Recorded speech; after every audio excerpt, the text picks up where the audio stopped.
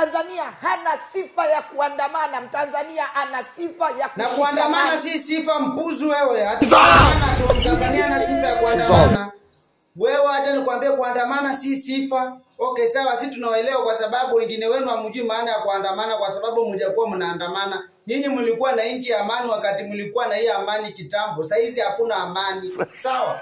Ni msilete hapo upuzi yenu kwa sababu ya uchawachawa yenye mnapewa 2,000, 3 mnalisha familia yenu kwa mkicheka, wengine huko wanaumia.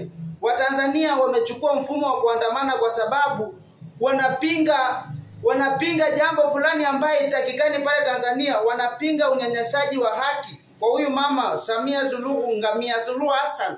Wanampinga kwa sababu hawamtaki. Na nyinyi mnasema ati Mtanzania ana sifa ya kuandamana. Wewe usijaribu kuleta upuzi yako. Enda jaribu tafuta mamako kuuliza ulipakwa ndevu wanawake. Unapiga kelele sana bila hata jambo la kusitisha wenzako.